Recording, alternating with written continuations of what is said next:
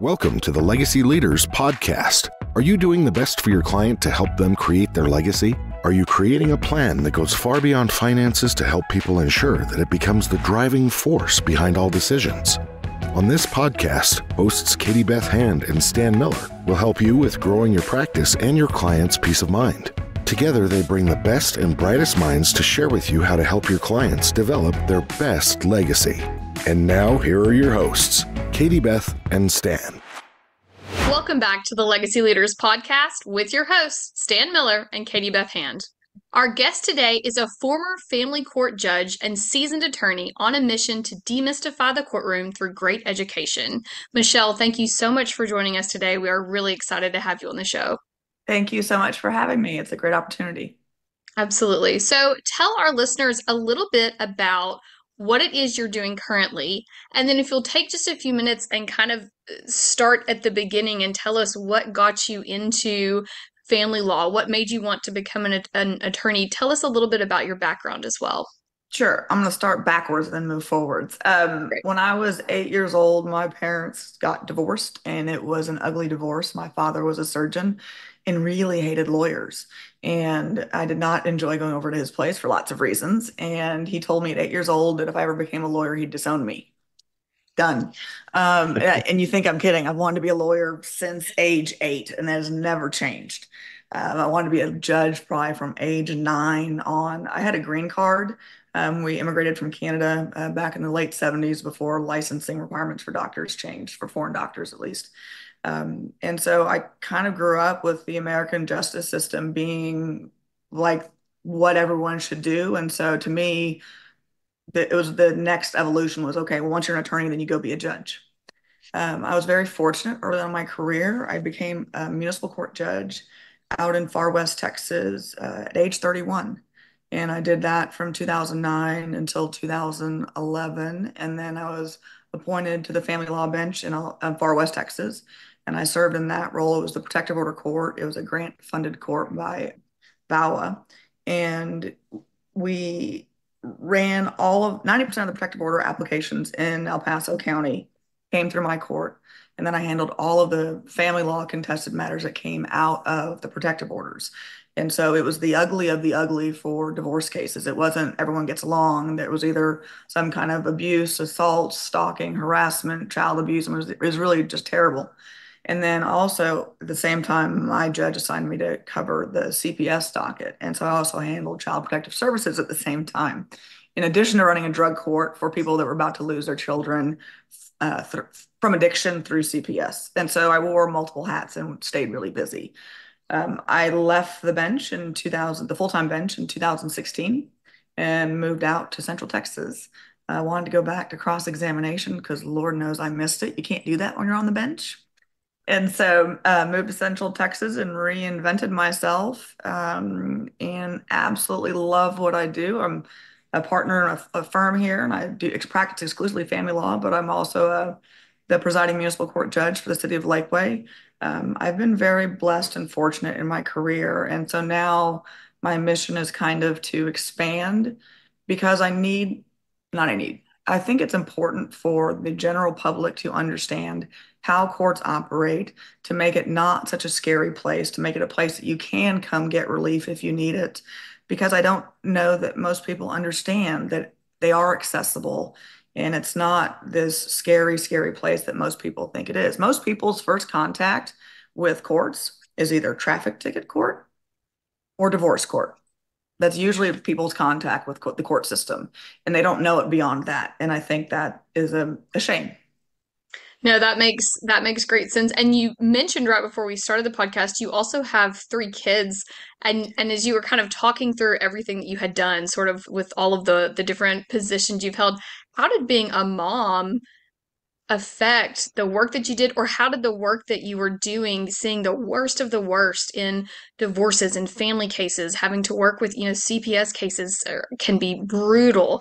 How did those two things kind of interact, and how did you learn to balance those things between the terrible things you saw at work and then having to come home and raise those 3 kids? So three boys. I'm definitely a boy mom. And my boys now are 21, 18, and 9. And no, 9 was not an accident. I wanted a girl before I got too old, and God said, no, you get another boy. So I think God knew what he was doing. I probably didn't.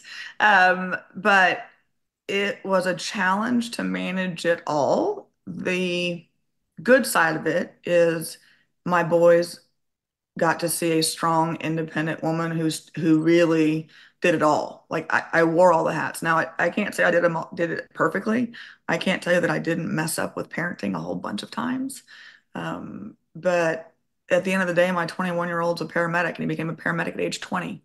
And so I did something right, because I'll take that all day long. And then my 18-year-old is just now starting college, and the 9-year-old's just wonderful because he's 9.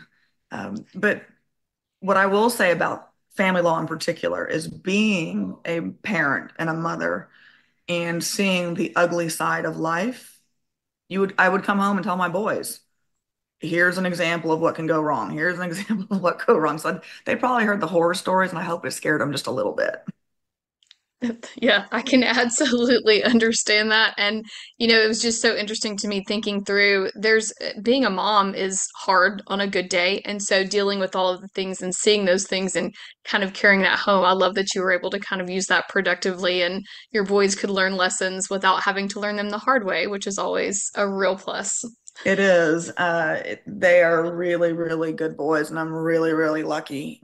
I know they think that I'm too harsh on them, but it's really I've learned a lot, and if I could help you all avoid it, if I can help, the general public avoid it, I sure want my kids to avoid it.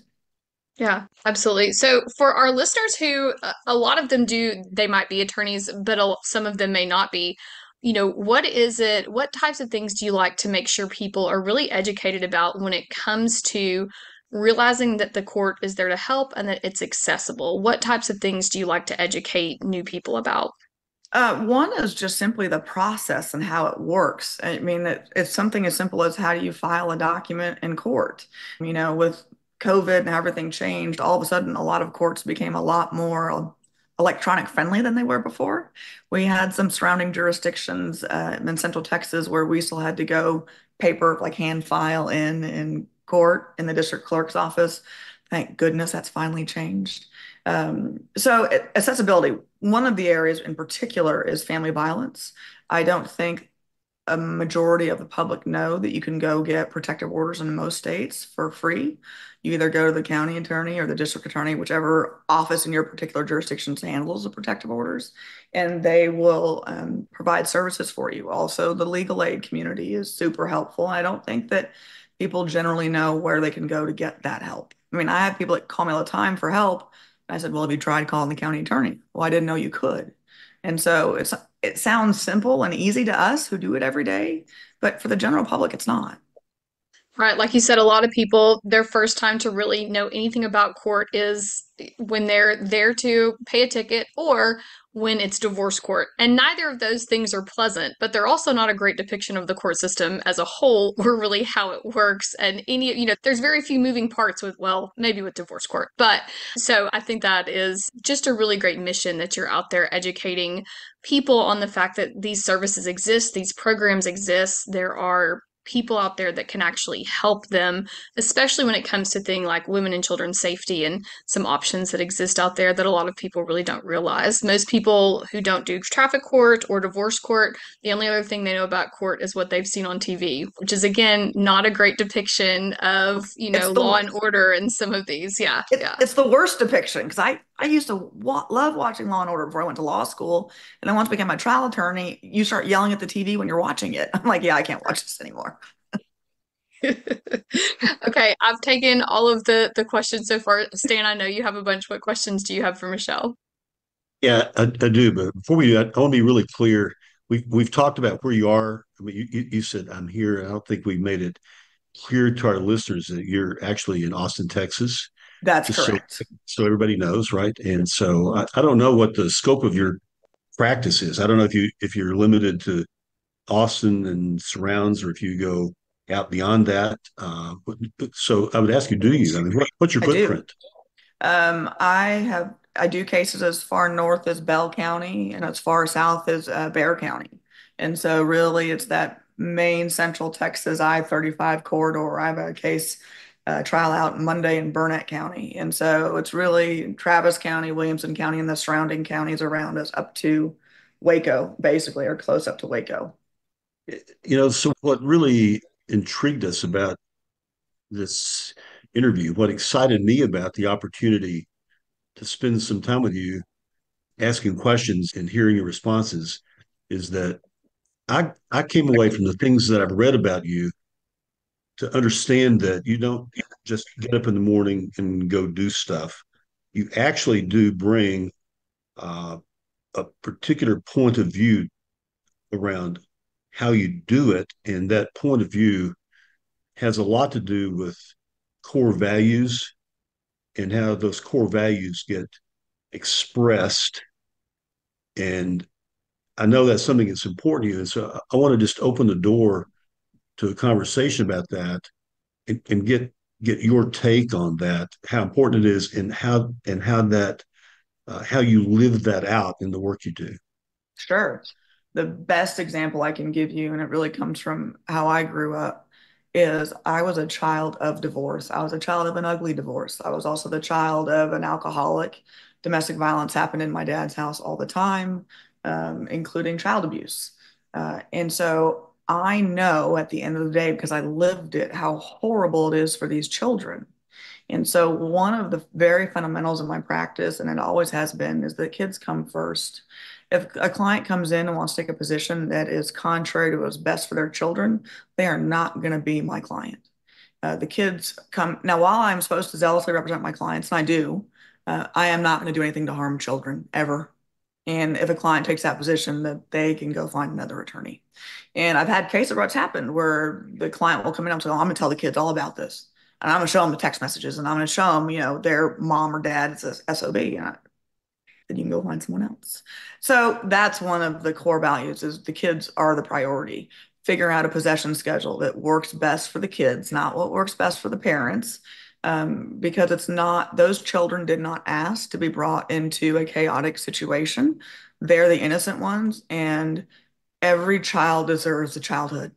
And so, in my practice, to the extent that I can help that happen and help my clients navigate it so that they are kid centric, is absolutely what I do. The other side to that also is I'm a firm believer in being your authentic self. I remember I was 15 years old, and an attorney told me that to never forget that I was a woman. Male attorney actually told me this, very successful male attorney, and said, never forget you're a woman and never try to be something you're not. And you all see me, I wear red lipstick about every single day. It's one of my favorite things. But I very much embraced who I am and my femininity, and as well as this personality, which you either love it or hate it. There's really not much in between. But what you see is what you get. And I think that helps work when I do jury trials, because by the way, Texas is the only state left that does jury trials for custody cases and divorces. And so being your authentic self conveys, because people can see through BS. I would use the actual word, but I'm not going to. People can see through BS. And so people need to know that my word is my bond. And that's one of the other issues is, as a lawyer, it takes an entire lifetime to build a career and 30 seconds to ruin it. You ruin your reputation. No client is worth that. No case is worth that. There will always be another client. There'll always be another case. And that's how you go back to kind of holding true to your core values. Because at the end of your life, and you look back, you don't want to have been miserable for 30, 40 years of your practice. So you follow what your core is. You follow your dreams. You follow your beliefs, because you got one life to live. So let's make it the best we can. For sure.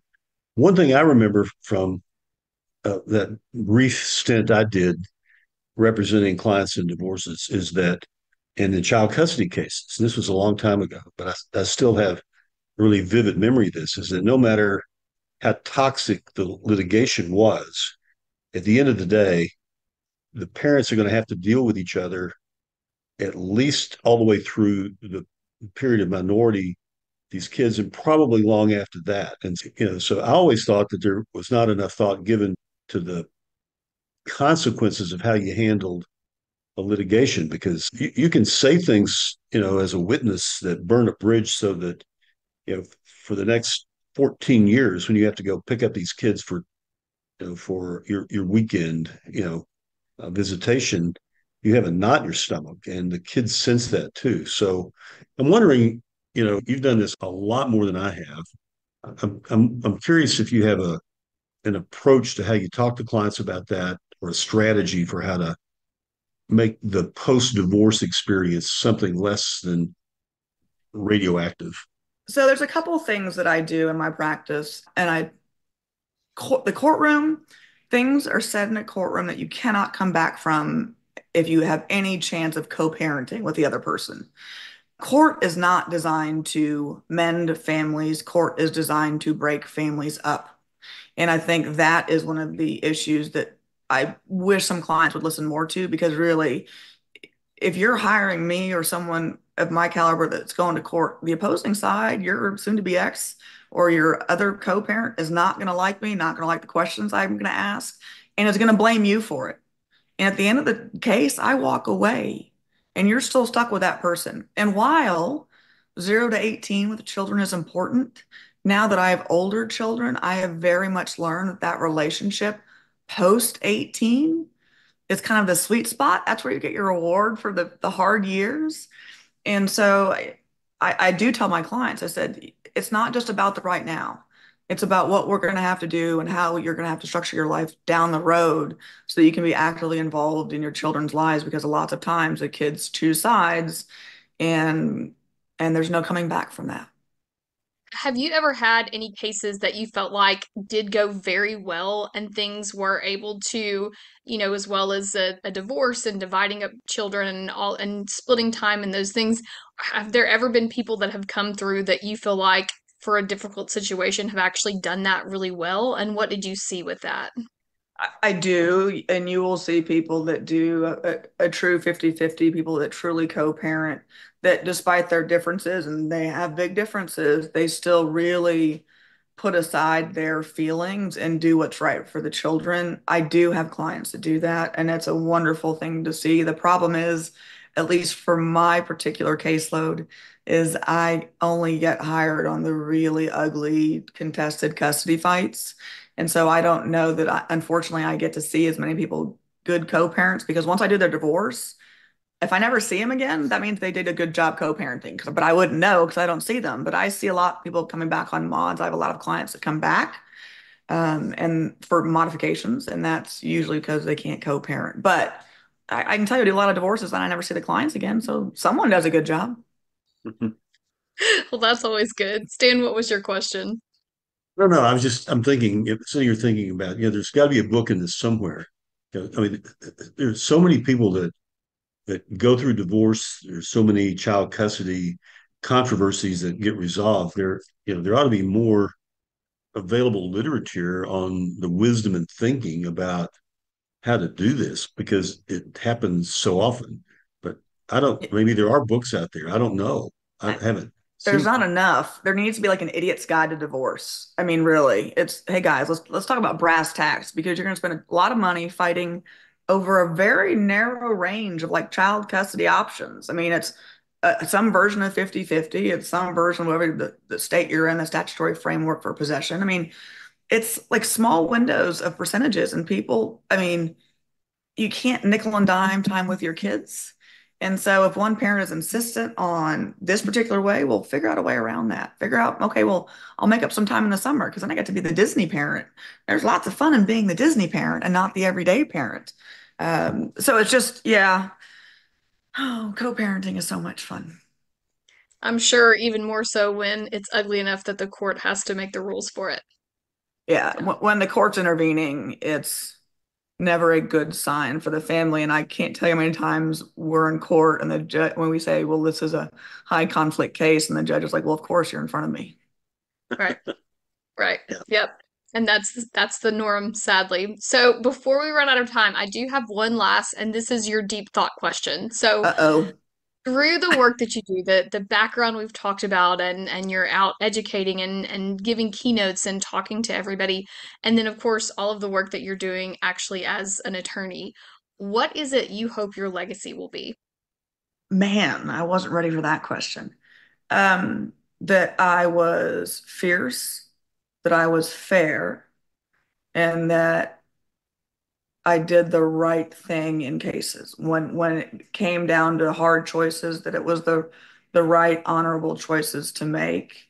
But really, my stepdad, who is half the reason I am today where I am, he always called me a bull in a china shop. I don't really want that to be my legacy, but definitely a fierce but fair opponent, and one that really tries to get cases resolved when opposing sides can get reasonable. Sometimes that's the problem.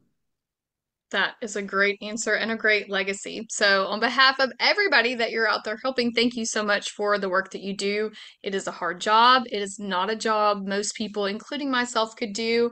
I'm going to say Stan probably falls in that category as well. I don't know that Stan or I have the personality for it. So, thank you so much for just the work that you do and trying to bring education into the system as well so that people really know that some of these things exist. So, we really appreciate that.